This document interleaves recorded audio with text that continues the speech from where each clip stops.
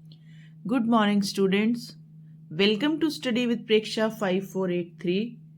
आज हम आपके लिए लाए हैं कक्षा 7वीं सामाजिक और राजनीतिक अध्ययन में कार्य पुस्तिका में अध्याय 9 बाजार में कमीज। कार्य पुस्तिका में यह पेज नंबर 161 से शुरू है। पहला प्रश्न है, स्वप्ना को कपास को कम दाम में क्यों बेचना पड़ा? स्वप्ना ने एक स्थानीय व्यापारी से कर्ज लिया था। कर्ज की शर्त थी कि स्वप्ना अपने खेत की कपास केवल उसे ही बेचेगी।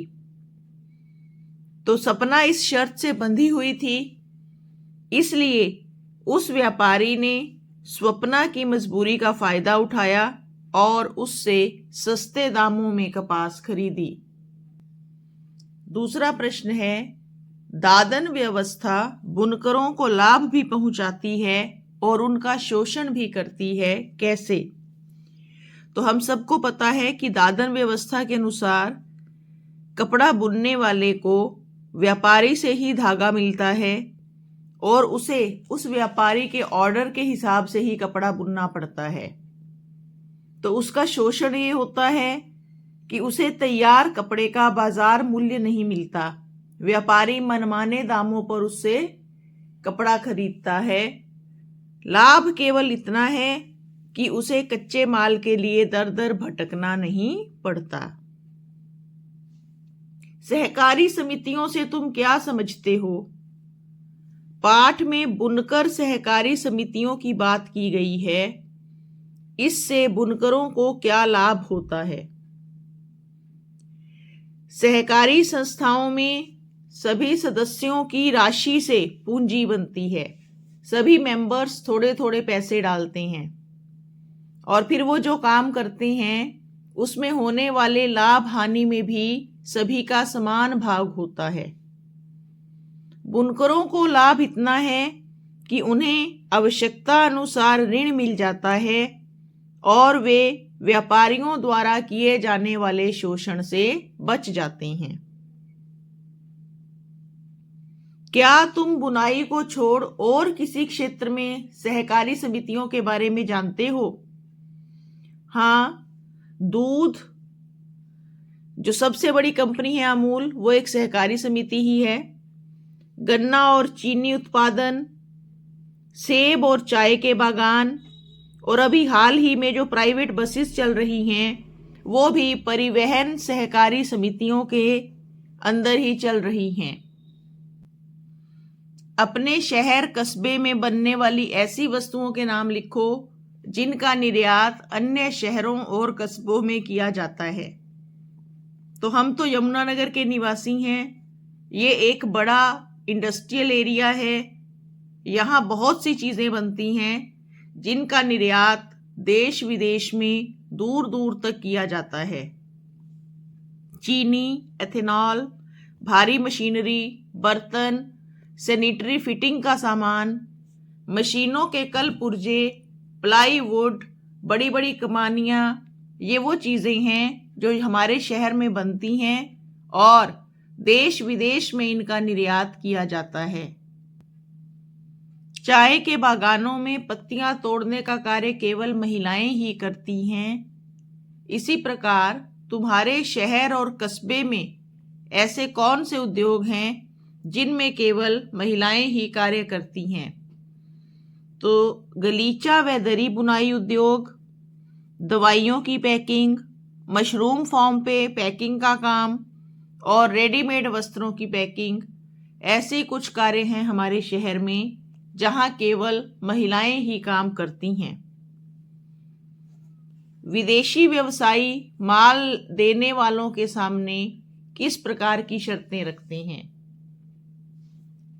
विदेशी व्यवसायी माल देने वालों के सामने मनमानी शर्तें रखते हैं। वे कम से कम कीमत देकर अच्छी से अच्छी गुणवत्ता यानी क्वालिटी का सामान खरीदना चाहते हैं और वे समय सीमा के पाबंद होते हैं।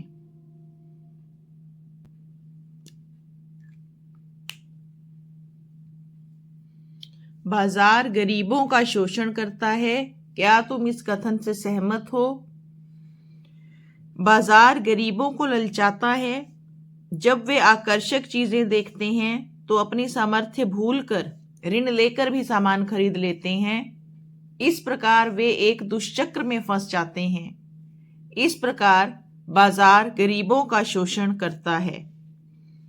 गरीबों का क्या, सभी खरीदारों का शोषण हो सकता है जब हम अपनी सामर्थ्य भूलकर ज्यादा महंगा सामान खरीद लेंगे, और वो भी ऋण लेकर।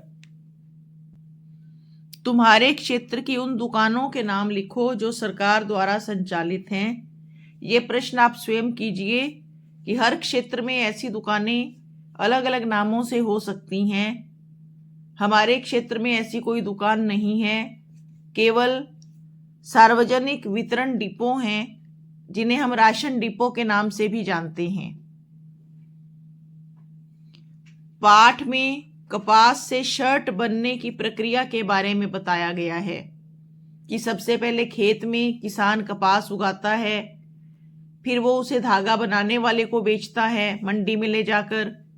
व्यापारी उसे कपड़ा बुनने वाले को देता है, फिर वहां से कपड़े को दिल्ली के कारखानों में पहुंचाने वाले व्यापारी आते हैं, और उन कारखानों को चलाने वाले व्यापारी अलग हैं, मालिक उन कारखानों के।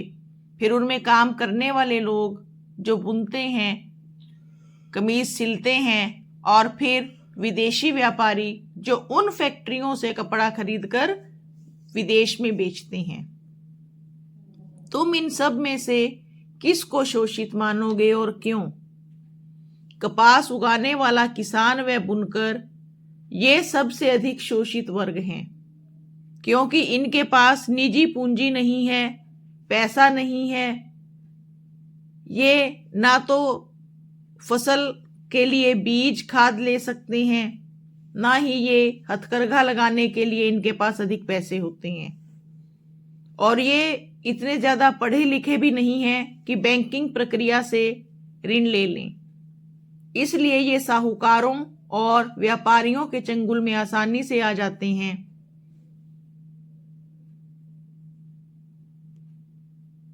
तो ये सबसे अधिक शोषित वर्ग है। सबसे ज्यादा मुनाफा हो रहा है व्यापारी वर्ग को। वे मनमाने दामों पर, मनमाने ब्याज पर किसानों और बुनकरों को ऋण देते हैं, और फिर उनसे तैयार माल इस हिसाब से खरीदते हैं कि उन्हें कम से कम दाम देना पड़े। और सबसे ज्यादा फायदे में है विदेशी व्यापारी, जो बड़ी फैक्ट्री वालों से भी सौदेबाजी करता है और अपने मर्जी के दाम चुकाकर वहां से तैयार माल उठाता है। फैक्ट्रियों में जो कपड़ा बनाने वाले कर्मचारी हैं वे भी शोषित वर्ग में ही आते हैं, क्योंकि उन्हें भी बहुत कम तनख्वाह पर काम करना पड़ता है, और काम करने की परिस्थितियां भी बहुत अच्छी नहीं होती हैं। तो आशा करती हूं ये वीडियो आपको पसंद आएगा। हमारे चैनल को शेयर, लाइक और सब्सक्राइब कीजिए।